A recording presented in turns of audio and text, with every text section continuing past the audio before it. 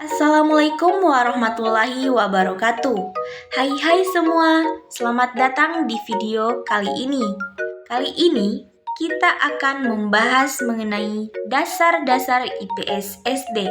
Sebelumnya, ayo kita perkenalan terlebih dahulu.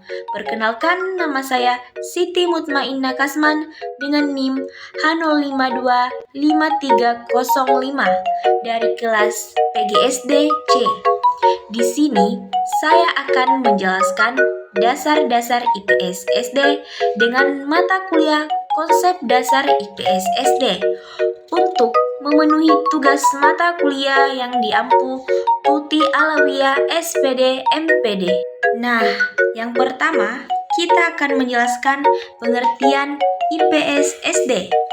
Ilmu pengetahuan sosial atau IPS adalah salah satu mata pelajaran yang diajarkan di sekolah yang bertujuan untuk memberikan pemahaman kepada siswa tentang berbagai aspek kehidupan sosial, budaya, ekonomi, dan politik. Nah, yang kedua, landasan IPS SD.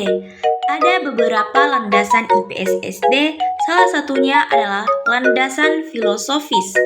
Dasar yang bersumber dari pandangan hidup bangsa Indonesia, yaitu Pancasila. Artinya, pelajaran IPS di SD harus mencerminkan nilai-nilai yang terkandung dalam Pancasila, seperti keadilan, kemanusiaan, persatuan, dan tanggung jawab sosial. Yang kedua adalah landasan psikologis, dasar yang berkaitan dengan perkembangan psikologi atau kejiwaan siswa SD. Siswa SD masih berpikir konkret, sehingga pembelajaran IPS harus diberikan dengan contoh nyata dan kegiatan yang dekat dengan kehidupan mereka. Yang ketiga adalah landasan sosiologis, dasar yang bersumber dari kehidupan masyarakat dan sosial budaya. IPS membantu siswa mengenal peran, aturan, dan nilai-nilai yang berlaku dalam masyarakat agar dapat berperilaku baik sebagai siswa di sekolah. Nah, selain adanya landasan, dasar-dasar IPS juga mempunyai ruang lingkup. Yang pertama, sosiologis. Ruang lingkup sosiologis dalam IPS SD mencakup kajian tentang interaksi sosial, sistem sosial, dan budaya perilaku manusia dalam masyarakat.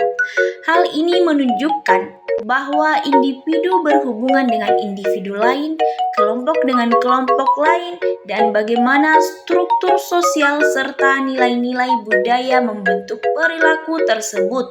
Sesuai dengan Permendiknas yang mengklasifikasikannya sebagai salah satu materi pokok. Yang kedua, geografi. Ruang lingkup geografi dalam IPS untuk SD mencakup geografi fisik atau fenomena alam seperti gunung, sungai, iklim, dan geografi sosial atau interaksi manusia dengan lingkungannya seperti kegiatan ekonomi, budaya, dan perpindahan penduduk. Ruang lingkup ini juga mempelajari interaksi manusia dengan alam seperti konsep-konsep dasar seperti lokasi, jarak, pola, dan aglomerasi. Yang ketiga, sejarah. Ruang lingkup sejarah dalam mata pelajaran IPS di SD mencakup manusia, tempat, dan lingkungan, waktu keberlanjutan dan perubahan, sistem sosial dan budaya, serta perilaku ekonomi dan kesejahteraan.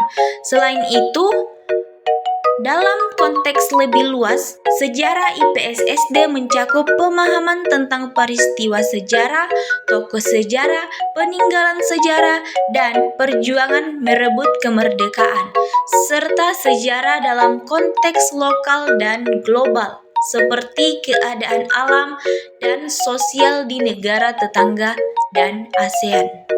Yang keempat, ekonomi.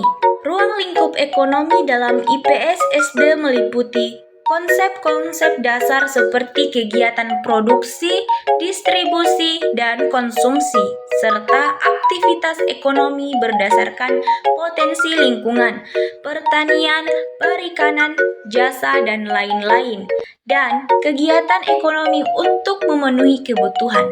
Secara umum, ekonomi dalam IPS SD mempelajari cara manusia memenuhi kebutuhan dan mencapai kesejahteraan yang dipelajari sebagai bagian dari perilaku ekonomi dan kesejahteraan.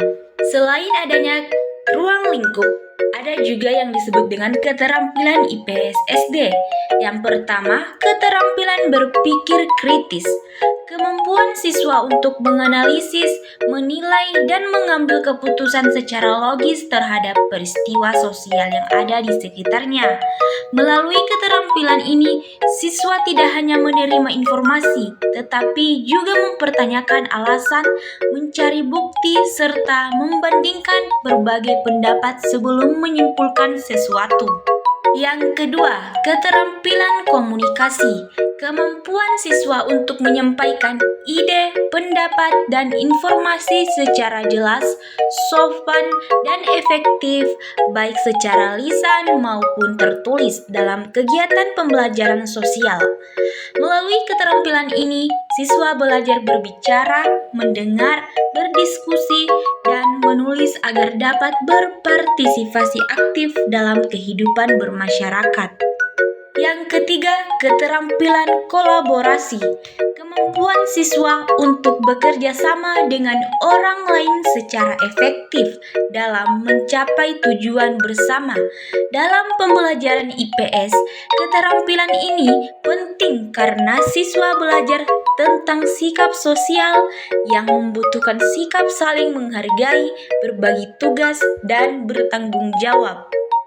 Dan yang terakhir yaitu yang keempat, keterampilan empati.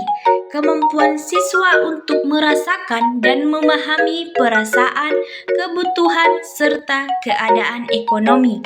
Kemudian menunjukkan sikap peduli dan menggambarkan perbedaan dalam kehidupan sosial.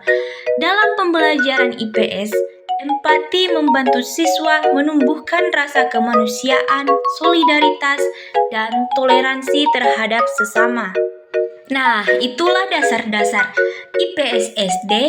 Adapun manfaat dari pembelajaran IPS SD yang pertama, menambah pengetahuan sosial, yang kedua, melatih sikap sosial, yang ketiga, membentuk karakter warga negara, dan yang keempat, mengembangkan keterampilan kritis.